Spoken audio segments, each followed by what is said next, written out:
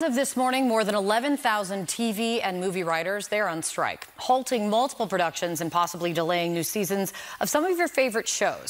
You may also soon see more reality TV popping up. During the last big strike in 2007, shows like Big Brother and Survivor, they boomed, filling the void when scripted shows. As for that last big strike in 2007, it left a mark. It cost roughly $2.1 billion after that strike lasted 100 days.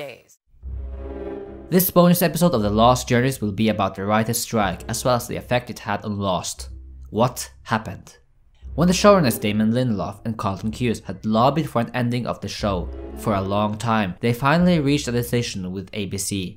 This was revealed to the public in May 2007, that Lost would end in 2010 and that there would be 3 more seasons of the show. The 3 seasons would be shorter than the ones we had before. In today's TV landscape, you might be bewildered that a big show like Lost, that had so many cinematic standards to it, managed to produce over 20 episodes every year, when you have other shows that have shorter seasons and come out irregularly. You have editors on Lost pretty much cutting down a feature-length film for every single finale in a matter of days. Season 4, 5 and 6 would have a more comfortable schedule with 16 episodes each. They would run in one consecutive order from the new year until May, a tighter story with an end goal in mind. During the summer of 2007, the writers started working on season 4, but after they had completed 8 episodes out of the planned 16, the WGA strike happened. What was it all about?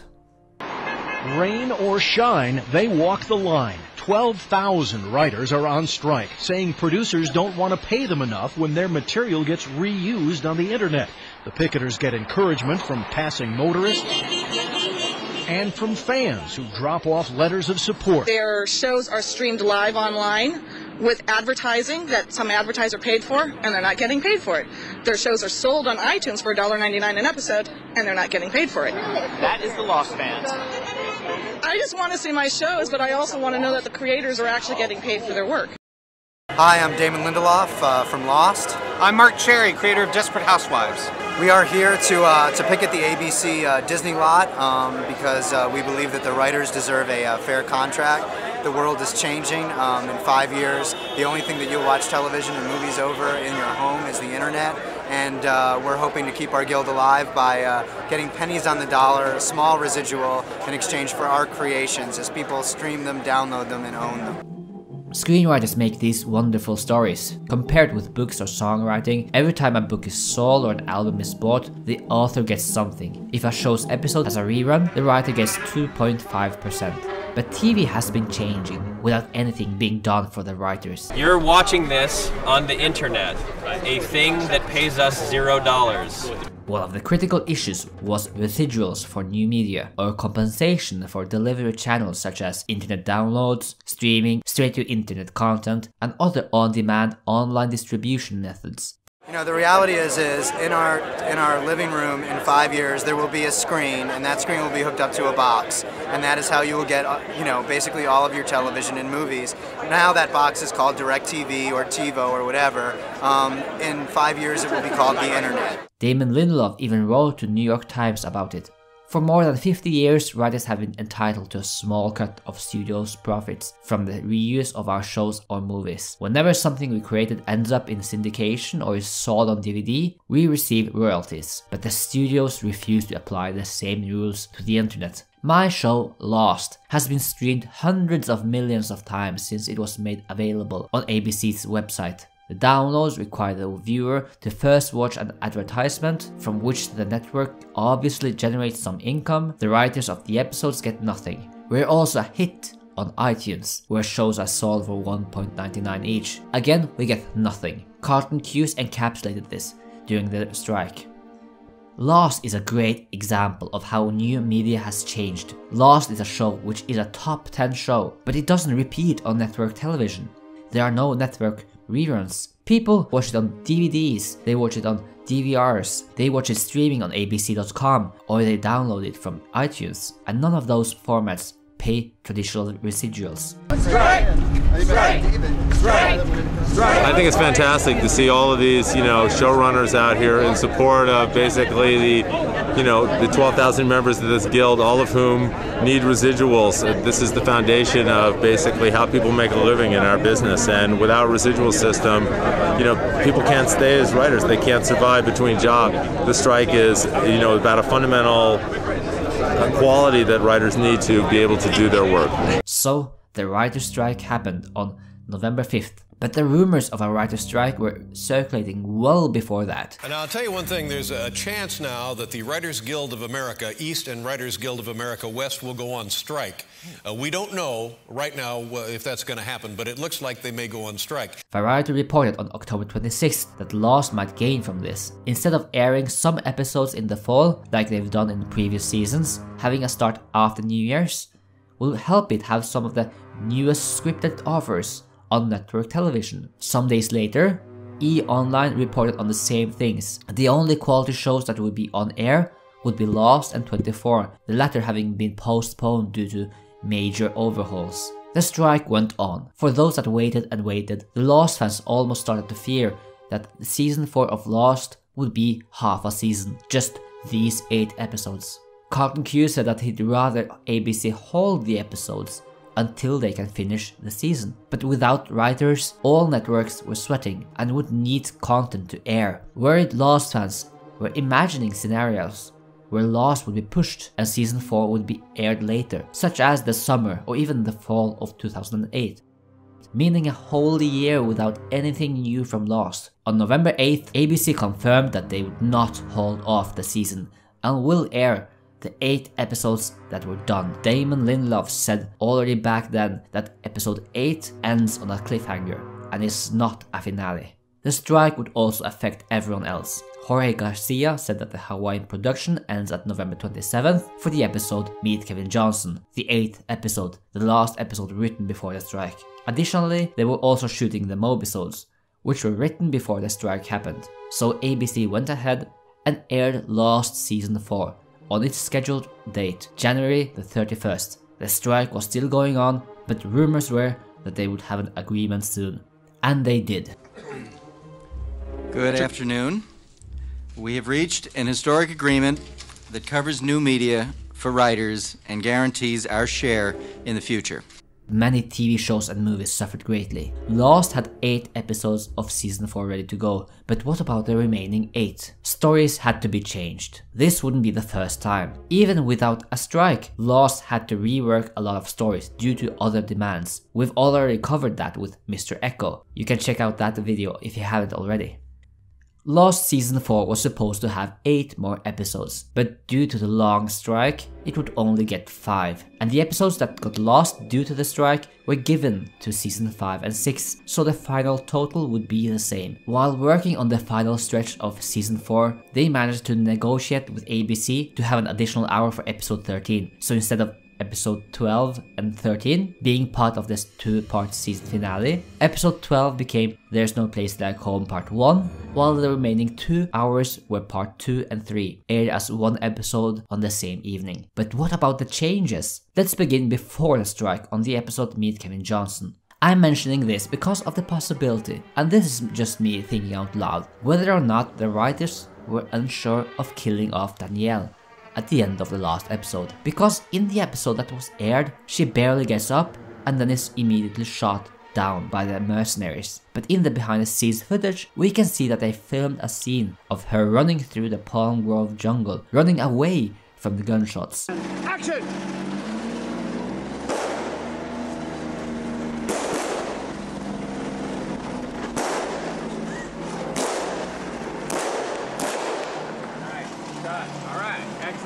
And they additionally shot a scene with her barely getting up and then was shot. I can totally see the writers being unsure whether or not to kill off such an important character as Danielle, and we didn't get a complete confirmation until after the strike, when they dig up the bodies. Or maybe the episode was too long and they had no time to do a running scene, therefore making the chase quite short. It was in the post-strike episodes when it was confirmed that Danielle was dead. Perhaps they tinkered with the idea of it being more ambiguous. After all, characters have been severely wounded and survived, that the idea of potentially keeping Danielle alive, maybe she got shot and then ran away and she would be found much later in the season. Maybe a medical emergency when Sawyer, Claire and Miles find her in the jungle, barely alive, and it will be an episode where they try to save her life or something. Maybe this was an idea that they had to scrap because of the rushed 5 remaining episodes. Maybe, maybe not. Personally, I would have loved to have her survive, so I don't think they chose wisely. The Danielle situation is just speculation, but one thing that the writers did confirm was that Charlotte's backstory was one of the things that got affected by the strike. Now this is a fairly, we should probably talk about this scene because Charlotte is about to say something very important in terms of setup for next year. You know, this is one of the stories that we had to jettison in season 4, which would have made her a much more intriguing character. Charlotte, unfortunately, was a casualty of the strike, and now when she says, "Would you believe that I'm looking for the place that I was born?" is all you really get in terms of, okay, this woman, she found a polar bear in Tunisia. We know Tunisia is important. She was recruited by Widmore, but there's definitely more to the story here. This little scene was really all we were able to do to kind of service Charlotte's character. In May 2007, when season 3 was going to be finished, Damon Lindelof and Carlton Cuse were on Preston and Steve morning show, where they said that the 4-toed statue is very, very important, but won't be addressed till season 4. If we'll piece 2 and 2 together, was the idea that Charlotte's flashback would involve a trek to the 4-toed statue? I think so. Another potential flashback is whether or not we would see the continuation of Ben and Annie. Whether or not Ben was supposed to have a flashback episode in season 4 that would address her, since she was very important at the end of the previous season, hinted on at the audio commentary for The Man Behind the Curtain, and potentially was referenced once again earlier in season 4. He's been really good to me. Of course he has. You look just like her.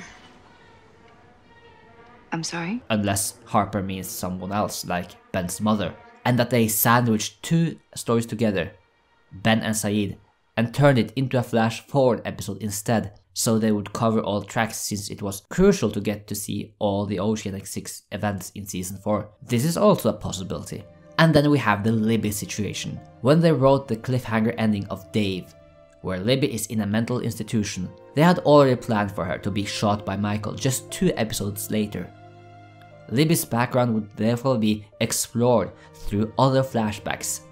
In episode 21 of season 2, she briefly appeared in the Sydney airport in Echo's flashback, and in the season 2 finale, we got one piece of the puzzle, which was what happened to her, the depressive stage she was in after her husband died. I want you to have it.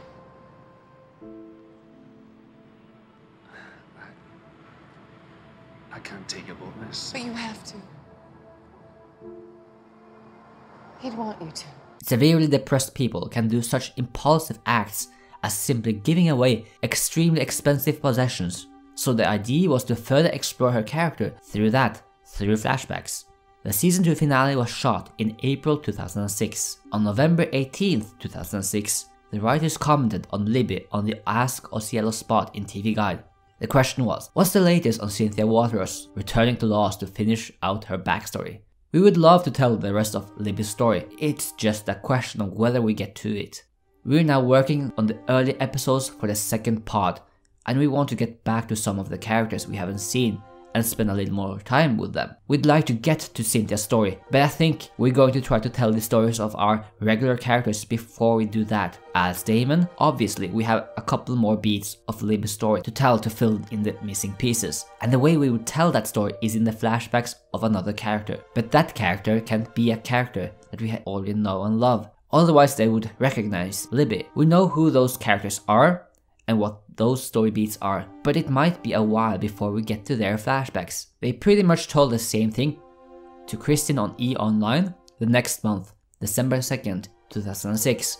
Given everything else we have to tell, Libby's story is going to be a mystery that's going to have to get answered in year 4. There's really one significant missing piece to Libby's story. We saw in the season finale last year that she met with Desmond. She gave him his boat, and we know that her husband died. And then we know that subsequent to that, she spent some time in a mental institution, the same one as Hurley. The question the audience wants answered is, how did she get from A to B, from Desmond to the mental institution? We know the answer to that question, but the only way to tell that story is through another character's flashback. And that character would have to be another character on the show who is not among the beach dwellers. Some of you might already guess who these other characters are supposed to be. But things might have changed. Other things became the top priority. The next source I have is from the official Lost podcast on April 5th, 2007. This took place 4 months after the talk with Kristen. Any chance we'll see Libby again this season? I miss her, and it seems like there's so much more backstory to tell with her, all the mystery surrounding the mental institution and giving Desmond her boat. Do you think mental institutions are funny? No, but I'm just thinking, like, how much mystery is there surrounding giving Desmond her boat? I mean, we sort of explained. They sat down, they had coffee. She said, take the boat. Do we need to see... Although a flashback where she actually signs the deed of title could be very exciting. She did make a reference to the fact that her husband had died, though, and maybe there's some sort of kind of story to tell there. I would say that you certainly haven't seen the last of Libby. We miss her, too. One of the things that, you know, people always ask us, have you made mistakes on the show, or do you have regrets about the show? One of those regrets is that we weren't really able to service Cynthia Watros as an actress better in Season 2, obviously. There was a lot of grumbling about, as there was this year, that we weren't giving our regulars enough screen time, and with Mr. Echo and Ana Lucia sort of joining, you know, the cast of characters, Libby sort of got short shrift. So we owe those answers, and we have every hope that Cynthia is going to come back and come back to the show and you know, grace us with her presence again so we can answer them. Well spoken. Which means that by April, when they were working on the last episodes and the finale for Season 3, they expressed doubts about having the story about Libby told. My next source is from later that summer, during San Diego Comic-Con. This is July 26th, 2007, and someone asks a question about Libby. I'm going to ask a very volatile question right now. Libby. We were told we were going to get more of her in flashbacks and stuff, revealing stuff, and there's been a couple hints that she possibly worked for Dharma. I don't know, it's been theorized online and stuff. What do you have to say about the absence of Libby, and are we getting more of her anytime soon in flashbacks as it comes? It is our intention to get to Libby's story this year, and we think you will be very happy when we actually do finish that. You're not barking up the wrong tree either, right. Some of your speculative online questioning. Thank you very much. What happened between April and July? Well, they had a minicamp in Hawaii in May-June, where they mapped out the upcoming season and talked about the rest of the seasons. This was when they knew the show would have 3 more seasons, with 16 episodes each. The doubt that was present in the podcast from April was gone in July. It seems like they postponed the story, tried to figure out how to weave it in, and wanted to try to add in Libby in Season 4. After all, we would get 4 new faces in the group: Charlotte, Daniel, Frank and Miles, along with guest star Matthew Abaddon, who was getting a lot of attention. Desmond, who knew her, was still a series regular and could have more Libby in his past. In September 2007, they told Osiello she'll be in enough of the show for us to fill in the missing pieces of her story, says Cuse. We could not be more pleased. Cynthia is a smart and engaging actor, and Damon and I have some very cool parts of their story left to tell. One problematic event happened: the writer's strike. We only got 1 guest appearance by Cynthia Watros in the episode Meet Kevin Johnson. So they flew a busy actress from the mainland US to Hawaii for like 5 seconds of screen time, because sometimes they plan for actors to be there in Hawaii to do a couple of episodes like we've seen with other actors. And the remaining cool part of her story was not seen in Season 4. I think that she definitely would be part of the Freighter People's flashbacks. For all we know, she sought out Miles so he could try to communicate with her dead husband, a story they later gave to Howard Gray. Or maybe Libby took care of Daniel for a while when he was struggling with memory loss. Or maybe it was something else related to Charlotte's backstory. Carlton Cuse told Osiello before the strike was over that we found ourselves in a situation where we had 8 episodes of story planned, and we're going to try to fit that into 5 hours of the show. When Season 5 came and went, they addressed Libby one more time in interviews, this time with more skepticism. In an interview with Comics on Comics, they said that they approached Cynthia Watros several times, but she didn't want to return. On May 8th, 2009, we learned from Kristen on E! Online that Libby's story will not be wrapped up on the show, Damon said. I have learned that if you kill someone off the show, they are less likely to cooperate with you. Basically, Cynthia Waters is busy until further notice, and they can't explain with Libby without her, at least not in any way that shows her story rather than unknowingly tells her story. Later they told Digital Spy on July 3rd, 2009, will we answer the question as to how was it that she was in the same mental institution as Hurley? Unfortunately, one of the things about the show in terms of the story that we want to tell is that we are very often beholden to the actors playing to those characters to tell the stories that we want to. So, for example, we had a very sort of intricate storyline planned for Mr. Echo, but Adewale didn't want to be on the show beyond one season, so we were forced to exit him stage left before we initially wanted to, and other characters had to take up the mantle of that story.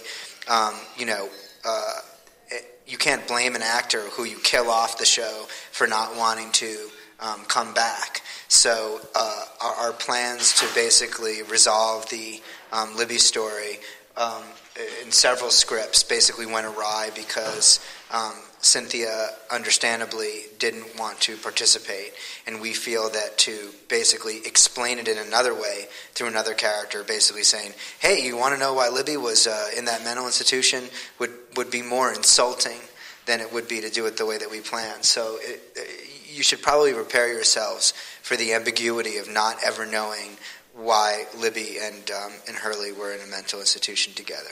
And you'll never explain that? Our answer to that question has always been fairly consistent, which is it's always actually been a fairly mundane explanation, and one that Libby basically offers up in the season 2 finale to Desmond, which is as a result of the loss of her husband, who named the ship the Elizabeth after her, that she sort of went to a very, very dark place. And although there were, some, more thought out specifics there, the answer to the question is Libby's husband died. She went crazy. She spent some time in the mental institution. She was released from the mental institution. She gave Desmond her boat. That's the story. The writers tried from April 2006 to May 2009 to weave Libby into the show, and they were smacked in the head with a writer's strike at the worst possible moment, so it just didn't happen. We've now looked at all those things we lost, but let's look at what we gained. One positive thing about the strike is the situation with Richard Alpert. He became very popular in season 3, but was suddenly cast in the CBS show Kane. Dana and Carlton were a little bit worried, but since it was a pilot, they didn't think it would get picked up. I was really fascinated with the character of Richard in the 3rd season. You threw a lot of questions out there, and now Nestor Carbonell is on Kane, which, may or may not continue. But if it does, then that means you'll have a little bit of difficulty with filming, and getting him there. So I was just wondering how that would work, or maybe Richard wasn't really all that important anyway. Your question basically, expresses a certain degree of intelligence about the way that television is made that most people don't have, because people are always wondering why so-and-so doesn't come back, or you make a deal with an actor, for example, Ana Lucia, we made a deal with Michelle Rodriguez for 1 year, which really affected her storyline. Here's a case where, we cast Nestor to play Richard Alpert. We really loved him, wanted him to be sort of Ben's second in command, started ramping up his storyline, obviously, dropping several hints in Ben's flashback episode, A Man Behind the Curtain, about how long Alpert had been on the island, and that Alpert, in fact, was not one of the members of the Dharma Initiative, but predated them and is sort of an original other, as it were. But around that time that we were in production on that episode, Nestor went off to shoot the pilot for Kane. And Carlton and I were like, well, it's a pilot. You never know what's going to happen. But then they cast Jimmy Smits in it, and we're like, wait a that's minute. not good. What we do in this sort of circumstance, we've got Nestor sort of parked, and we hope to get back to his character, but it's going to really depend on whether that show goes someplace or not. But suddenly it did. which was a major blow in their plans for the character of Richard Alpert. Nestor didn't have a contract like the others in the main cast on Lost, so this is not as easy as saying please. So they wrote that the others left for the temple just so him and the rest would be away for a while, and scrambled their brains trying to figure out how to resolve his story. Despite Nestor Carbonell's wishes to return to Lost and continue his guest star character, he was now bound to another show. In an interview on July 18, 2006, CBS Entertainment president Nina Tastler was asked whether she'd let Carbonell do a guest spot if the Lost producers asked, just to explain his mysterious background. Probably not, she said, arguing that they're trying to establish a new show and a new character, and she felt it would confuse the audience to see Carbonell playing roles on two different series at once. They came to America and made a fortune. Run put the Duque name on the map. Now one brother will take over. Alex will run the company. This is not okay with me. The other will take revenge. You've been waiting for this moment your whole miserable life. I'm the one that you will deal with now. Everything comes to those who wait. Kane, series premiere September 25th. Presented with limited breaks by Chevy. From LA Law to NYPD Blue to the West Wing, Jimmy Smits has been one of television's biggest stars over the past 2 decades. And tonight, he joins the CBS family as Alex Vega, a member of a wealthy Cuban-American family running a sugar and rum business in the new drama, Kane. Jimmy Smits, good morning. In September, the show Kane premiered and was a hit for CBS. It brought in 11 million viewers. By now, the writers of Lost were working on season 4, which would be released after Christmas. I want to propose a theory. I believe that Matthew Ablon was a substitute in case they didn't manage to get Nestor Carbonell back and would explain his agelessness in dialogue. His backstory could have been given to Ablon, a mysterious character that shows up immediately after Richard is written off, perhaps making him a previous slave from Africa that would end up on the Black Rock, survived and then became this intriguing character who knows a lot. But as soon as Richard was back, Ablon was given the backseat again and then killed off when they felt like they had covered their tracks, showing us who he is and who he works for, and then continuing as planned with the character of Richard. Because as you know, Richard Alpert did come back. Kane had written 13 episodes of the first season before the WGA strike happened. When the strike was over, the LA Times reported that studio executives say they can't justify the increased cost of ramping up production for every program halted by the strike. It would cost the studios millions of dollars extra, an average $200,000 more an episode, according to one estimate. To produce an abbreviated run for each series, crews must be rehired, sets need to be rebuilt, and the costs of production would be spread over a smaller number of episodes. Some struggling shows might not be worth saving, shelling out millions more for marketing campaigns to try to relaunch an iffy drama could spell sudden death for such programs as NBC's Bionic Woman and CBS Kane. And they were right. Barbara, you can't do that.